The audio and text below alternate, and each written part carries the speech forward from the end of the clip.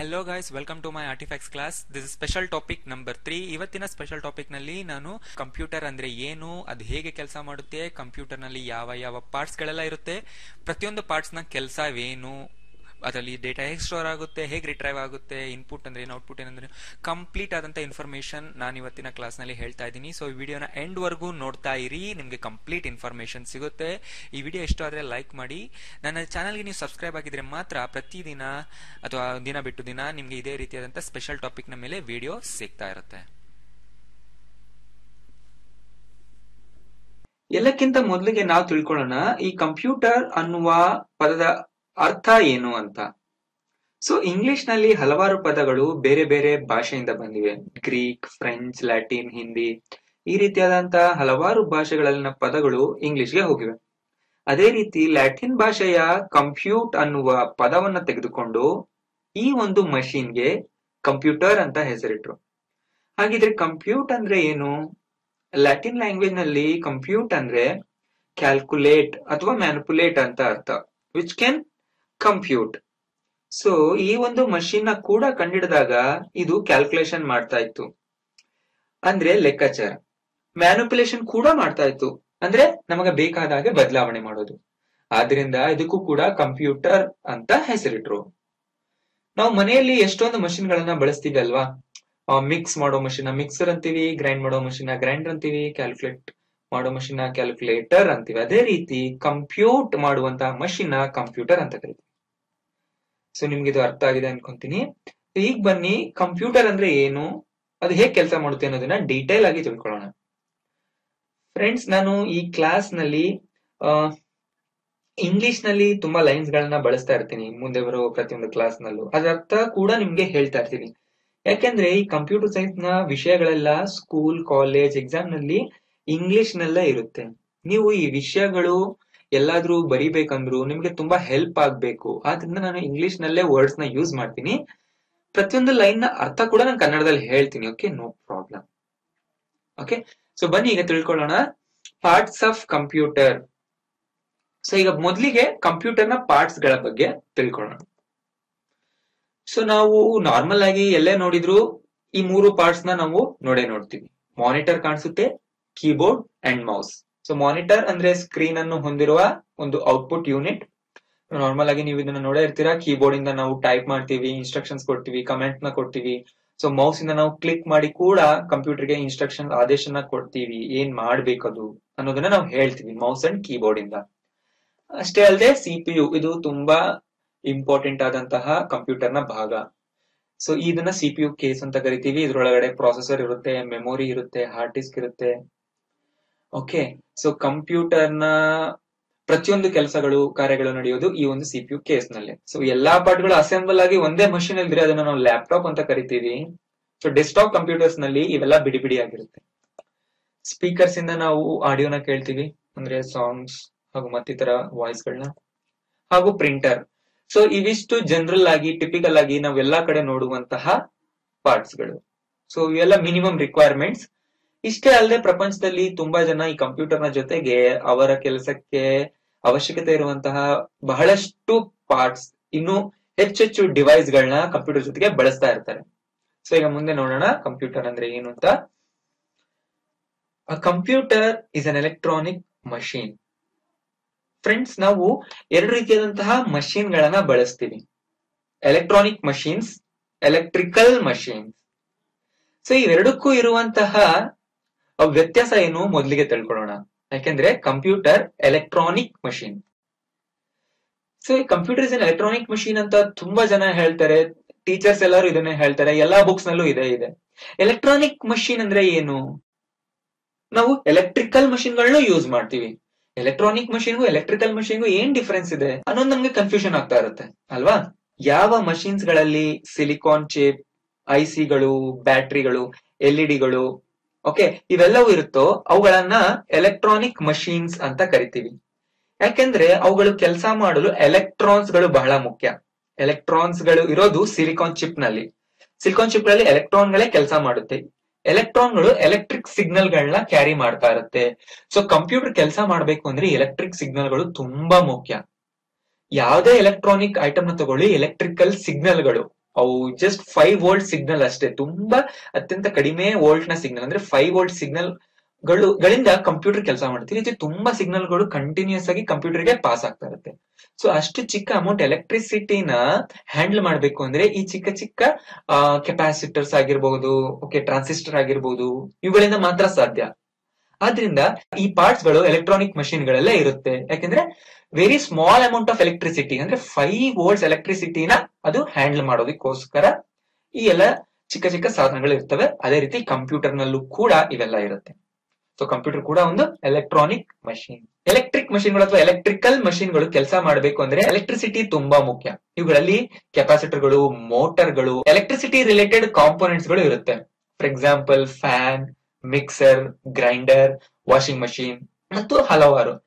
ಮತ್ತೊಂದು ಮುಖ್ಯ ವ್ಯತ್ಯಾಸ ಏನು ಅಂದ್ರೆ ಎಲೆಕ್ಟ್ರಾನಿಕ್ ಮಷಿನ್ಗಳು ಎಲೆಕ್ಟ್ರಿಸಿಟಿನ ಬಳಸಿಕೊಂಡು ಅದನ್ನ ಡಿಜಿಟಲ್ ಫಾರ್ಮ್ಗೆ ಕನ್ವರ್ಟ್ ಮಾಡುತ್ತೆ. ಎಲೆಕ್ಟ್ರಿಕಲ್ ಮಷಿನ್ಗಳು ಎಲೆಕ್ಟ್ರಿಸಿಟಿನ ಮೆಕ್ಯಾನಿಕಲ್ ಎನರ್ಜಿಗೆ ಕನ್ವರ್ಟ್ ಮಾಡುತ್ತೆ. ಸೊ ಇದು ನಿಮ್ಮ ಮೈಂಡ್ ಅಲ್ಲಿ ಉಳ್ಕೋಬೇಕು. ಇದು ಎಲೆಕ್ಟ್ರಾನಿಕ್ ಮಷಿನ್ಸ್ಗೂ ಎಲೆಕ್ಟ್ರಿಕಲ್ ಮಷಿನ್ಸ್ಗೂ ಇರುವಂತಹ ವ್ಯತ್ಯಾಸ. So computer is an electronic machine ಅಂತ ಗೊತ್ತಾಯ್ತು ನಮಗೆ. It receives the instructions and data from users through input devices. Computer users ಅಂದ್ರೆ ನಮ್ಮಿಂದ, ಕಂಪ್ಯೂಟರ್ ನ ಯೂಸ್ ಮಾಡೋರಿಂದ ಇನ್ಸ್ಟ್ರಕ್ಷನ್ಸ್ ಮತ್ತು ಡೇಟಾನ ತೆಗೆದುಕೊಳ್ಳುತ್ತೆ. ಇನ್ಸ್ಟ್ರಕ್ಷನ್ಸ್ ಅಂದ್ರೆ ಏನು? ಇನ್ಸ್ಟ್ರಕ್ಷನ್ಸ್ ಅಂದ್ರೆ ಕಮಾಂಡ್ಸ್, ಆದೇಶಗಳು ಕನ್ನಡದಲ್ಲಿ ಹೇಳ್ಬೇಕಾದ್ರೆ. ನಾವು ಕಂಪ್ಯೂಟರ್ಗೆ ಏನನ್ನ ಮಾಡಬೇಕು ಅಂತ ಹೇಳ್ಬೇಕು ಅಥವಾ ಆದೇಶನ ಕೊಡ್ಬೇಕು, ಆಗ ಮಾತ್ರ ಅದು ನಮಗೆ ಕೆಲಸವನ್ನ ಮಾಡಿಕೊಡುತ್ತೆ. ಫಾರ್ ಎಕ್ಸಾಂಪಲ್ ಒಂದ್ ಸ್ಕೂಲ್ ಅಲ್ಲಿ ಹೇಗೆ ಹೆಡ್ ಮಾಸ್ಟರ್ ಅಥವಾ ಪ್ರಿನ್ಸಿಪಲ್ ಪ್ಯೂನ್ಗೆ ಕೆಲಸ ಹೇಳ್ತಾರೆ. ಫಾರ್ ಎಕ್ಸಾಂಪಲ್ ಈಗ ನೋಡಿ, ಪ್ಯೂನ್ಗೆ ಹೆಡ್ ಮಾಸ್ಟರ್ ಹೇಳ್ತಾರೆ ಹೋಗ್ಬಿಟ್ಟು ಆ ಕ್ಲಾಸ್ ಅಲ್ಲಿರುವಂತಹ ಫೈಲ್ ನ ತಗೊಂಡ್ ಬಾ ಅಂತ. ಸೊ ಪ್ಯೂನ್ ಏನ್ ಮಾಡ್ತಾನೆ, ಅವ್ರು ಹೇಳಿದಂತಹ ಇನ್ಸ್ಟ್ರಕ್ಷನ್, ಆದೇಶನ ಫಸ್ಟ್ ಕೇಳಿಸ್ಕೊತಾನೆ, ತನ್ನ ಮೆಮೊರಿನಲ್ಲಿ ಇಟ್ಕೊಳ್ತಾನೆ, ಆ ಒಂದು ಲೊಕೇಶನ್ಗೆ ಹೋಗಿ ಹೇಳಿದಂತ ಫೈಲ್ ನ ತಗೊಂಡ್ ಬಂದು ಹೆಡ್ ಮಾಸ್ಟರ್ ಅಥವಾ ಪ್ರಿನ್ಸಿಪಲ್ ಕೈಗೆ ಕೊಡ್ತಾನೆ. ಸೊ ಇದೇ ರೀತಿ ಕಂಪ್ಯೂಟರ್ ನಲ್ಲೂ ಕೂಡ ಕೆಲಸಗಳು ನಡೆಯೋದು. ನಾವು ಕಂಪ್ಯೂಟರ್ಗೆ ಇನ್ಸ್ಟ್ರಕ್ಷನ್ ಗಳನ್ನ ಮೌಸ್ ಅಥವಾ ಕೀಬೋರ್ಡ್ ಇನ್ನಿತರ ಇನ್ಪುಟ್ ಡಿವೈಸ್ ಗಳಿಂದ ಕೊಡ್ತೀವಿ.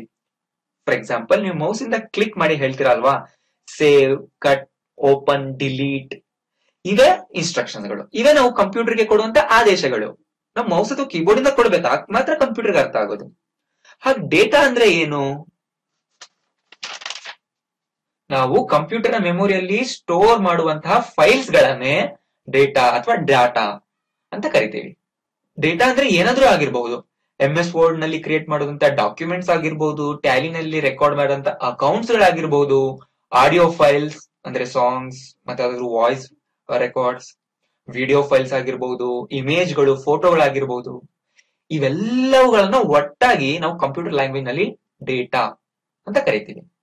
ಸೊ ನಾವು ಕಂಪ್ಯೂಟರ್ಗೆ ಹೇಳಬೇಕು ಅಲ್ವಾ, ಯಾವ ಒಂದು ಫೈಲ್ ನ ಅದು ಏನ್ ಮಾಡ್ಬೇಕು ಅಂತ, ಆಗ ಮಾತ್ರನೇ ಅದು ಕೆಲಸ ಮಾಡುತ್ತೆ. Stores in its memory. ನಾವು ಇನ್ಪುಟ್ ಡಿವೈಸ್ ಗಳಿಂದ ಕೊಟ್ಟಂತಹ ಡೇಟಾ ಮತ್ತು ಇನ್ಸ್ಟ್ರಕ್ಷನ್ಸ್ ಮೊದಲು ಕಂಪ್ಯೂಟರ್ ನ ಮೇನ್ ಮೆಮೊರಿನಲ್ಲಿ ಸ್ಟೋರ್ ಆಗುತ್ತೆ, ಅಂದ್ರೆ ರ್ಯಾಮ್ ನಲ್ಲಿ. ರ್ಯಾಮ್ ಕಂಪ್ಯೂಟರ್ ನ ಮೇನ್ ಮೆಮೊರಿ, ಇದನ್ನ ನೆನ್ಪಿಟ್ಕೊಳ್ಳಿ. ನಾವು ಕೊಟ್ಟಂತ ಡೇಟಾ ಅಂಡ್ ಇನ್ಸ್ಟ್ರಕ್ಷನ್ಸ್ ರ್ಯಾಮ್ ನಲ್ಲಿ ಸ್ಟೋರ್ ಆದ ನಂತರನೇ ಅದು ಪ್ರೊಸೆಸಿಂಗ್ ನ ಸ್ಟಾರ್ಟ್ ಮಾಡುತ್ತೆ, ಅಂದ್ರೆ ಕಾರ್ಯನಿರ್ವಹಣೆಯನ್ನ ಆರಂಭ ಮಾಡುತ್ತೆ. ನಮ್ಮ ಡೇಟಾ ಮತ್ತು ಇನ್ಸ್ಟ್ರಕ್ಷನ್ಸ್ ಎಲೆಕ್ಟ್ರಿಕಲ್ ಸಿಗ್ನಲ್ ಗಳ ರೂಪದಲ್ಲಿ ರ್ಯಾಮ್ ನಲ್ಲಿ ಸ್ಟೋರ್ ಆಗುತ್ತೆ. ಸೊ ನಂತರ CPU ಪ್ರೊಸೆಸಿಂಗ್ ನ ಸ್ಟಾರ್ಟ್ ಮಾಡುತ್ತೆ. ಸೊ CPU ನೀವು ಕೊಟ್ಟಂತ ಇನ್ಸ್ಟ್ರಕ್ಷನ್ ಗಳನ್ನ ಬಳಸ್ಕೊಂಡು ಇನ್ಸ್ಟ್ರಕ್ಷನ್ ಗಳ ಪ್ರಕಾರ ಇರುವಂತಹ ಡೇಟಾನ ಪ್ರೊಸೆಸಿಂಗ್ ಮಾಡುತ್ತೆ. ಅದು ಬೇಕಾದ್ರೆ ಏನಾದ್ರೂ ಆಗಿರ್ಬೋದು, ಫೈಲ್ ಟೈಪ್ ಮಾಡೋದಾಗಿರ್ಬೋದು, ಕಟ್ ಮಾಡೋದು, ಡಿಲೀಟ್ ಮಾಡೋದು, copy, accounts entry, data entry, file editing, image editing, graphics, browsing ಏನಾದ್ರೂ ಆಗಿರ್ಬೋದು. ಸೊ ಇವೆಲ್ಲಗಳು ಪ್ರೋಸೆಸ್ ಆಗ್ಬೇಕಂದ್ರೆ ಫಸ್ಟ್ ಮೆಮೊರಿನಲ್ಲಿ ನೀವು ಕೊಟ್ಟಂತ ಇನ್ಸ್ಟ್ರಕ್ಷನ್ ಹೋಗಿ ಸ್ಟೋರ್ ಆಗ್ಬೇಕು, ಅಂದ್ರೆ ನಿಮ್ಮ ಆದೇಶ ಸ್ಟೋರ್ ಆಗ್ಬೇಕು. ಹೇಗೆ ಸ್ಟೋರ್ ಆಗುತ್ತೆ ಅಂದ್ರೆ ಎಲೆಕ್ಟ್ರಿಕಲ್ ಸಿಗ್ನಲ್ ಗಳ ಮುಖಾಂತರ ಸ್ಟೋರ್ ಆಗುತ್ತೆ. ಕಂಪ್ಯೂಟರ್ ನಲ್ಲಿರುವಂತಹ ಪ್ರತಿಯೊಂದು ಎಲಿಮೆಂಟ್, ಪ್ರತಿಯೊಂದು ಇನ್ಫಾರ್ಮೇಶನ್ ಎಲೆಕ್ಟ್ರಿಕಲ್ ಸಿಗ್ನಲ್ ಗಳ ಮುಖಾಂತರನೇ ಸ್ಟೋರ್ ಆಗುತ್ತೆ. And finally gives the result through output devices.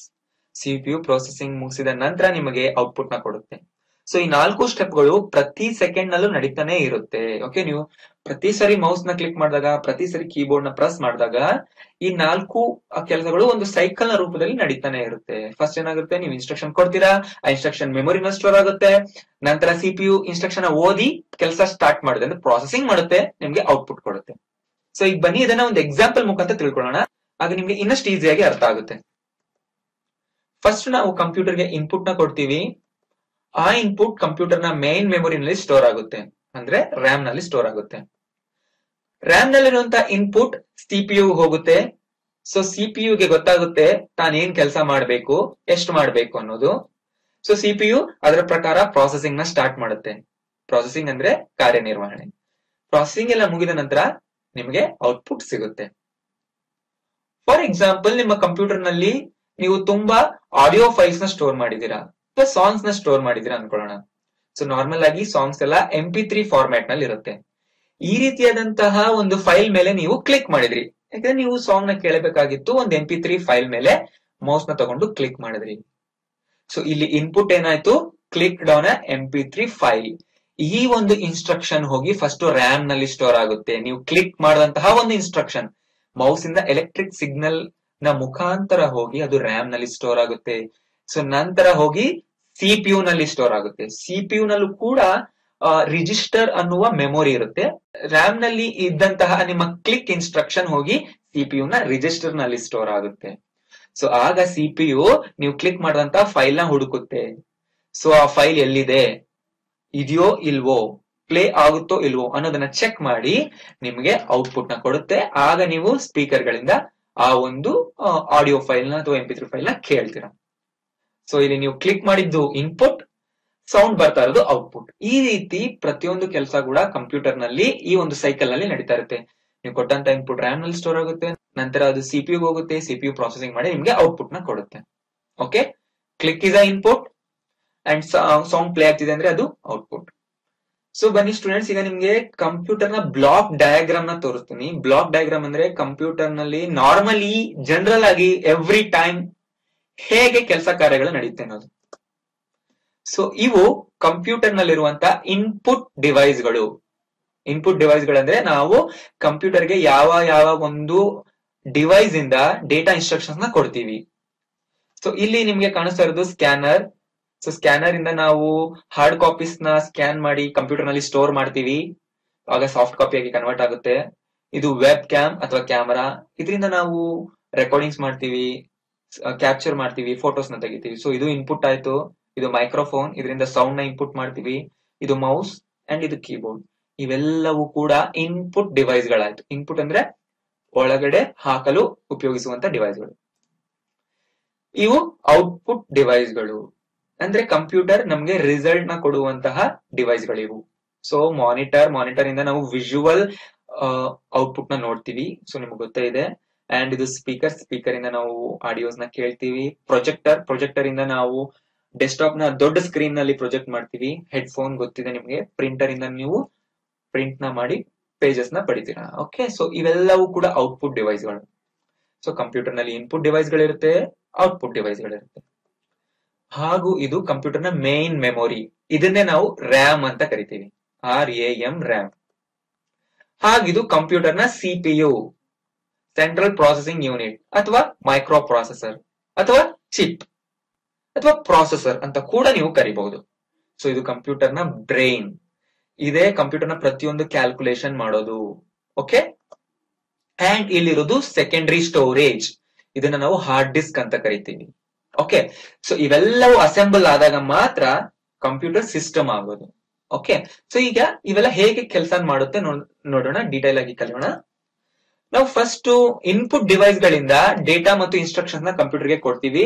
ಅದು ಹೋಗಿ ಫಸ್ಟ್ ರ್ಯಾಮ್ ನಲ್ಲಿ ಸ್ಟೋರ್ ಆಗುತ್ತೆ. ನಾವು ಕೊಟ್ಟಂತ ಡೇಟಾ ಇನ್ಸ್ಟ್ರಕ್ಷನ್ ಫಸ್ಟ್ ರ್ಯಾಮ್ ನಲ್ಲಿ ಸ್ಟೋರ್ ಆಗ್ಲೇಬೇಕು. ಆಗ್ಲೇ ಹೇಳಿದ್ನಲ್ಲ, ನೀವು ಹೇಗೆ ಒಂದು MP3 ಫೈಲ್ ಮೇಲೆ ಕ್ಲಿಕ್ ಮಾಡ್ತೀರಾ ಅಂತ, ಅದು MP3 ಫೈಲ್ ಅಂಡ್ ಇಲ್ಲಿ ನಾವು ಕೊಟ್ಟಂತಹ ಕ್ಲಿಕ್ ಎರಡು ಹೋಗಿ ಫಸ್ಟ್ ರ್ಯಾಮ್ ನಲ್ಲಿ ಸ್ಟೋರ್ ಆಗ್ಬೇಕು. ಅಲ್ಲಿ ಸ್ಟೋರ್ ಆದಂತಹ ಇನ್ಸ್ಟ್ರಕ್ಷನ್ CPU ಫೆಚ್ ಮಾಡುತ್ತೆ, CPU ಪಡ್ಕೊಳ್ಳುತ್ತೆ. ಓಕೆ, ಸೊ CPU ಹೋದ ನಂತರ CPU ಕ್ಯಾಲ್ಕುಲೇಷನ್ ನ ಸ್ಟಾರ್ಟ್ ಮಾಡುತ್ತೆ. ಆ ಫೈಲ್ ಎಲ್ಲಿದೆ ಅನ್ನೋದನ್ನ ಹುಡುಕುತ್ತೆ, ಅಥವಾ ನೀವೇನಾದ್ರು ಟೈಪ್ ಮಾಡಿದ್ರೆ ಟೈಪ್ ಮಾಡಿದ್ದನ್ನೆಲ್ಲ ಪ್ರಿಂಟ್ ಮಾಡುತ್ತೆ, ಓಕೆ, ಸ್ಟೋರ್ ಮಾಡ್ಕೊಳ್ಳುತ್ತೆ, ಈ ತರ ಮ್ಯಾನಿಪುಲೇಷನ್ ಮಾಡುತ್ತೆ. ನಂತರ ರಿಸಲ್ಟ್ ನ ವಾಪಸ್ ಮತ್ತೆ ರ್ಯಾಮ್ ಗೆ ಕಳಿಸುತ್ತೆ, ಅಂದ್ರೆ ಮೈನ್ ಮೆಮೊರಿಗೆನೆ ಕಳಿಸುತ್ತೆ ರಿಸಲ್ಟ್. ಸೊ ರಿಸಲ್ಟ್ ಬಂದು ವಾಪಸ್ ರ್ಯಾಮ್ ನಲ್ಲಿ ಸ್ಟೋರ್ ಆಗುತ್ತೆ, ಹಾಗೂ ರ್ಯಾಮ್ ನಿಂದ ನಮಗೆ ಔಟ್ಪುಟ್ ಡಿವೈಸ್ ಗಳಲ್ಲಿ ಕಾಣಿಸುತ್ತೆ. ರ್ಯಾಮ್ ನಲ್ಲಿ ಇದ್ರೆ ಮಾತ್ರ ಸಿಪಿಯು ಕೆಲಸ ಮಾಡೋದು, ರ್ಯಾಮ್ ನಲ್ಲಿ ಇದ್ರೆ ಮಾತ್ರ ನಮ್ಗೆ ಔಟ್ಪುಟ್ ಅಲ್ಲಿ ಕಾಣೋದು. ಸೊ ರ್ಯಾಮ್ ಇಲ್ಲ ಅಂದ್ರೆ ಕಂಪ್ಯೂಟರ್ ಆನೇ ಆಗೋದಿಲ್ಲ. ಆದ್ರಿಂದ ರ್ಯಾಮ್ ನ ನಾವು ಮೈನ್ ಮೆಮೊರಿ ಅಂತ ಕರಿತೀವಿ. ರ್ಯಾಮ್ ಇಲ್ಲ ಅಂದ್ರೆ ಕಂಪ್ಯೂಟರ್ ಅಲ್ಲಿ ಏನ್ ಕೆಲಸಗಳೇ ನಡೆಯೋದಿಲ್ಲ. ಸಿಪಿಯು ಕೆಲಸ ಮಾಡ್ಬೇಕಂದ್ರೂ ರ್ಯಾಮ್ ನಲ್ಲಿ ಏನಾದ್ರು ಕಂಟೆಂಟ್ ಇರಬೇಕು, ನಿಮ್ಮ ಔಟ್ಪುಟ್ ಡಿವೈಸ್ ನಲ್ಲಿ ನೀವೇನಾದ್ರೂ ನೋಡ್ಬೇಕಂದ್ರೂ ರ್ಯಾಮ್ ನಲ್ಲಿ ಏನಾದ್ರೂ ಕಂಟೆಂಟ್ ಇರಬೇಕು ಅಲ್ವಾ. ಹಾಗಿದೆ ನಾವು ಸಮ್ ಟೈಮ್ಸ್ ಫೈಲ್ಸ್ ನ ಟೈಪ್ ಮಾಡಿ ಸ್ಟೋರ್ ಮಾಡ್ತೀವಿ. ಅದು ಹೇಗೆ ನಡೆಯುತ್ತೆ? ಹೇಗೆ ಅಂದ್ರೆ ನೀವು ಫಸ್ಟ್ ಫೈಲ್ಸ್ ನ ಟೈಪ್ ಮಾಡ್ತೀರಾ. ಸೊ ಟೈಪ್ ಮಾಡಿದ್ದೆಲ್ಲ ಇನ್ಫಾರ್ಮೇಶನ್ ರ್ಯಾಮ್ ನಲ್ಲಿ ಸ್ಟೋರ್ ಆಗುತ್ತೆ, ಸಿಪಿಯು ಅದನ್ನೆಲ್ಲ ಫಸ್ಟ್ ತಗೊಳುತ್ತೆ. ತಗೊಂಡು ನೀವು ಸೇವ್ ಆಸ್ ಅಂತ ಕ್ಲಿಕ್ ಮಾಡಿದಾಗ ಒಂದು ಲೊಕೇಶನ್ ಕೊಡ್ತೀರಾ ಅಲ್ವಾ, C drive, E drive, F drive, ಎಲ್ಲಿ ಸ್ಟೋರ್ ಮಾಡ್ಬೇಕಂತ.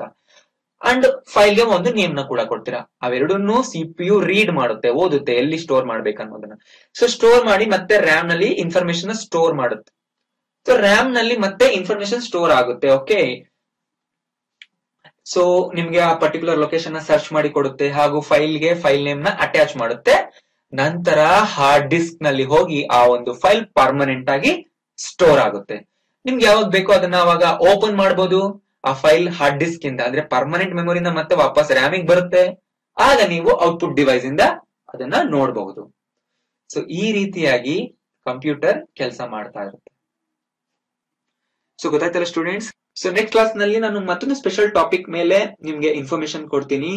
ಸೊ ನೆಕ್ಸ್ಟ್ ಕ್ಲಾಸ್ 6 PM ಗೆ ಇರುತ್ತೆ. Stay tune. ಬೈ ಬಾಯ್.